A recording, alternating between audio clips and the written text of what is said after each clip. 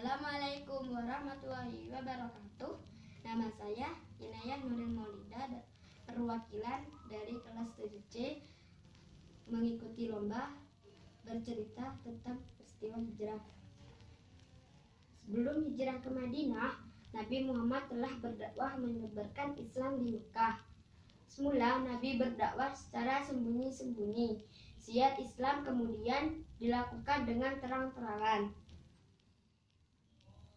Kaum kafir Quraisy yang sejak semula memusuhi Nabi semakin gencar melakukan desakan. Intimidasi terjadi setiap waktu. Namun saat Nabi perlu dukungan, datanglah masa sulit. Sang istri Siti Khadijah wafat. Padahal Siti Khadijah menjadi salah satu motivator bagi Nabi dalam berdakwah.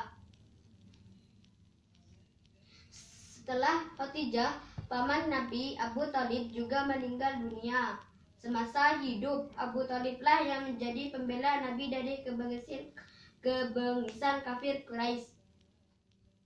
Dengan wafatnya Abu Thalib, kaum kafir Quraisy semakin semena-mena. Wafatnya Siti Khadijah dan Abu Thalib membuat Nabi berada dalam suasana duka.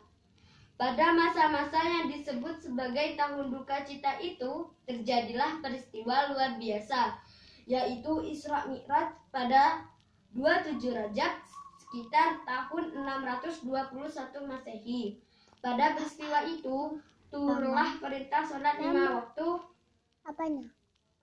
Setelah peristiwa itu, Nabi kembali melanjutkan dakwahnya di Mekah. Pengalaman luar biasa itu diceritakan pada pengikutnya. Namun, kabar itu membuat kaum kafir Quraisy semakin menekan. Mereka menuduh Nabi berbohong. Pada tahun 621 Masehi itu pula, datanglah sejumlah orang di Madinah menemui Nabi di Bukit Aqabah. Mereka memeluk agama Islam. Peristiwa tersebut dikenal dengan Baiat Aqabah I.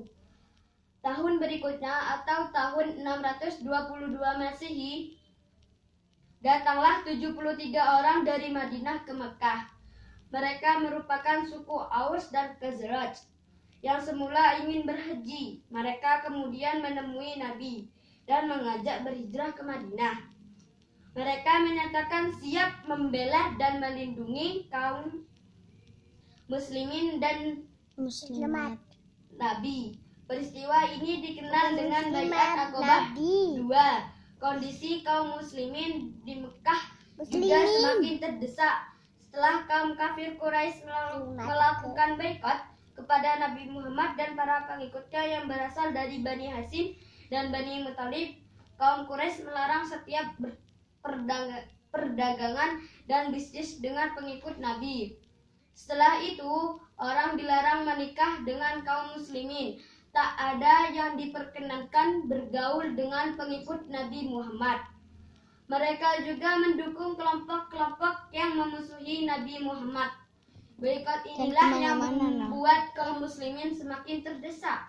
Dalam upaya menyelamatkan dakwah Islam dari gangguan kafir Quraisy, Nabi Muhammad atas perintah Allah memutuskan hijrah dari Mekah ke Madinah.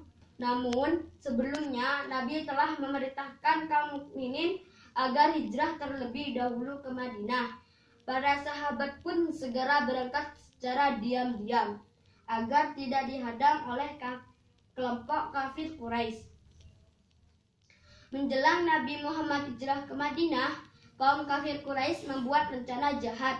Mereka ingin membunuh Nabi. Pada malam hari, para pemuda Quraisy telah mengepung rumah Nabi. Pada saat itulah Nabi meminta Ali bin Abi Thalib memakai jubahnya. Ali diminta berbaring di tempat tidur Nabi, mengelabui para pemuda Quraisy. Para pemuda yang sudah disiapkan Quraisy kemudian mengintip ke kamar Nabi. Mereka melihat ada sosok yang sedang berbaring dan mengira itu adalah Nabi Muhammad. Padahal yang berbaring itu adalah Ali bin Abi Thalib. Jelang larut malam, Rasulullah keluar rumah menuju kediaman Abu Bakar As-Siddiq. Nabi kemudian berangkat ke Gua Sur. Para pemuda Quraisy yang mengepung rumah Nabi masuk ke dalam rumah Namun mereka alangkah terkejut. Nabi sudah tidak ada. Sosok yang terbaring di tempat tidur itu ternyata Ali bin Abi Thalib. Sementara Nabi terus berjalan untuk mengelabui kaum Quraisy yang telah menutup semua jalur ke Madinah. Nabi menempuh jalan yang tak biasa digunakan penduduk. Tibalah Nabi di Buasur. Nabi bersama Abu Bakar tinggal di sana selama kurang lebih 3 hari.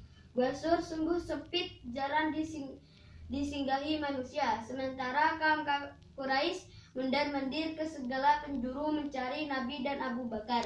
Kelompok Quraisy sebenarnya sudah tiba di Buasur. Pimpinan mereka bahkan hendak masuk ke gua yang dijadikan tempat persembunyian Nabi dan Abu Bakar. Sekian dari saya. Mohon maaf bila ada salah kata. Wassalamualaikum warahmatullahi wabarakatuh.